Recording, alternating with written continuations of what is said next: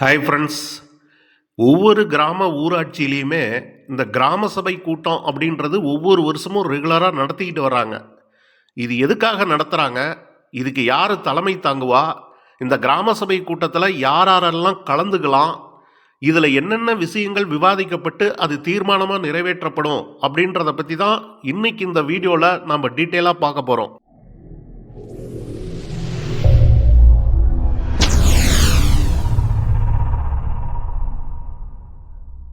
இந்த கிராம சபை கூட்டம் அப்படின்றது ஒவ்வொரு வருஷமுமே ஜனவரி 26ஆம் தேதி, மார்ச் 22, மே 1, ஆகஸ்ட் 15, அக்டோபர் 2, கடைசியாக நவம்பர் 1, இந்த மாதிரி ஒரு வருஷத்தில் மொத்தமாக 6 தடவை இந்த கிராம சபை கூட்டம் அப்படின்றது ஒவ்வொரு கிராம ஊராட்சி பகுதிகளிலுமே கட்டாயம் நடக்கும். அதே மாதிரி இந்த கிராம சபை கூட்டத்துக்கு யார் தலைமை தாங்குவா அப்படின்னா தலைவர், துணைத் தலைவர், இவங்க தான் தலைமை தாங்குவாங்க. ஆனால் அந்த பதவி காலியாக இருந்துச்சு அப்படின்னா அடுத்ததாக கவுன்சிலர் எத்தனை பேர் இருக்காங்களோ அதில் ஒருத்தரை தலைவராக தேர்ந்தெடுக்கலாம். இதில் அவங்களுக்குள்ள ஒரு ஒருமித்த கருத்து இல்லை அப்படின்னா அந்த கூட்டத்துக்கு கலந்துக்க வந்திருக்காங்க பாருங்கள் பொதுமக்கள், அந்த வாக்காளர்கள், அவங்களில் யாரையாவது ஒருத்தரை கூட தலைவராக தேர்ந்தெடுக்கலாம். ஆனால் இந்த தலைவர் பதவி அப்படின்றது ஒரு தற்காலிகம்தான். அந்த கூட்டத்துக்காக ஒருத்தரை தலைவராக தேர்ந்தெடுக்கிறாங்க.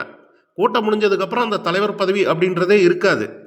ஆனால் எக்காரணத்து கொண்டும் பஞ்சாயத்து செக்ரட்டரி தலைமை தாங்க முடியாது. ஏன்னா அவர் ஒரு அரசு ஊழியர்.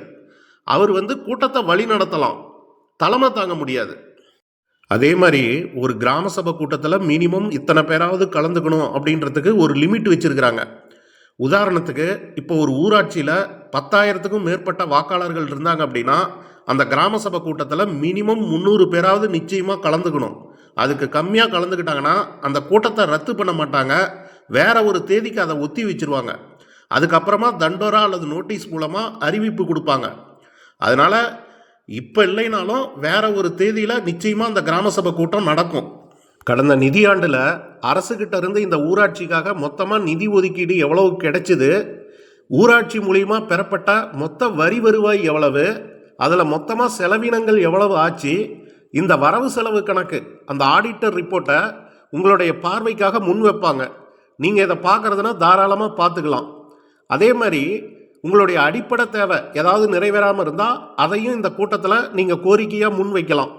உதாரணத்துக்கு குடிநீர் சரியாக விநியோகம் பண்ணலை, சாக்கடை தூர் வராமல் இருக்குது, தெருவிளக்கு சரியாக எரியல, இந்த மாதிரி நீங்கள் அன்றாடம் சந்திக்கக்கூடிய பிரச்சனையும் இந்த கூட்டத்தில் நீங்கள் தாராளமாக சொல்லலாம். அதுக்கப்புறமா ஊராட்சியில் இது வரைக்கும் என்னென்ன திட்டங்கள் முடிக்கப்பட்டிருக்குது, இப்போ என்னென்ன திட்டம் செயல்படுத்திக்கிட்டு வர்றாங்க, எதிர்காலத்தில் என்னென்ன திட்டம் புதுசாக வரப்போகுது அப்படின்ற விஷயத்தையும் நீங்கள் தெரிஞ்சுக்கலாம். கடைசியாக இந்த கூட்டத்தில் என்னென்ன விஷயம் பேசுனாங்களோ அதையெல்லாம் பரிசீலனை பண்ணி முடிவெடுத்து ஒரு தீர்மானமாக நிறைவேற்றிடுவாங்க. அதுக்கப்புறமா இந்த தீர்மானத்தை அந்த தீர்மான புத்தகம்னு சொல்லி ஒன்று இருக்கும், அதில் பதிவும் பண்ணிடுவாங்க. இதுக்கப்புறமா தான் மாவட்ட நிர்வாகத்துக்கு இதை அனுப்பி வைப்பாங்க. இதுதான் இந்த கிராம சபை கூட்டத்தில் ரெகுலராக நடக்கக்கூடிய விஷயம். வர ஜனவரி 26ஆம் தேதி அன்னைக்கு குடியரசு தினம் வருது. அன்னைக்கு எல்லா கிராம ஊராட்சியிலையுமே இந்த கிராம சபை கூட்டம் அப்படின்றது கட்டாயம் நடக்கும். இப்போ இந்த கூட்டத்தில் என்னென்ன விஷயங்கள் குறித்து விவாதிக்கணும் அப்படின்றதுக்கு ஒரு சர்க்குலர் பாஸ் பண்ணியிருக்காங்க. இப்போ அதில் சொல்லப்பட்ட விஷயங்களை இதில் நாம் மேலோட்டமாக பார்க்கலாம். ஃபஸ்ட்டு வரவு செலவு குறித்த அறிக்கை, இதை பற்றி விவாதிக்கணும். அடுத்தது தணிக்கை அறிக்கை, ஆடிட்டர் ரிப்போர்ட், அதை பற்றி விவாதிக்கணும். டெங்கு காய்ச்சலை எப்படி கட்டுப்படுத்துறது, அதை பற்றி விவாதிக்கணும். அதுக்கப்புறம் மக்கள் திட்டமிடல் இயக்கம், இதை பற்றி பேசணும். தொழிலாளர் வரவு செலவு திட்டம், அப்புறம் நலிவு நிலை குறைப்பு நிதி, தூய்மை பாரத திட்டம், ஜல்ஜீவன் திட்டம், இது என்னென்னா பாதுகாக்கப்பட்ட குடிநீர் வழங்குறதை உறுதி செய்கிறது. அப்புறம் சிறுபாசன ஏரிகள் புதுப்பித்தல், தொகுதி மேம்பாட்டு திட்டம், இதர பொருட்கள்னால் இப்போ இது வரைக்கும் சொன்னது இல்லாமல் இன்னும் அந்த ஊராட்சிக்கு சம்மந்தமாக வேறு ஏதாவது விஷயம் இருந்தால் அது குறித்தும் நீங்கள் பேசி ஒரு முடிவு எடுக்கலாம் அப்படின்னு சொல்கிறாங்க. ஓகே ஃப்ரெண்ட்ஸ், இதுதான் விஷயம். இதை நீங்கள் தெரிஞ்சுக்கணும் அப்படின்றதுக்காக தான் இந்த வீடியோ பதிவு. இது போன்ற பயனுள்ள தகவலுக்கு சேனலை ரெகுலராக வாட்ச் பண்ணுங்கள். வீடியோ பிடிச்சிருந்தால் லைக் பண்ணுங்கள், ஷேர் பண்ணுங்கள், மறக்காமல் சப்ஸ்கிரைப் பண்ணிவிடுங்க.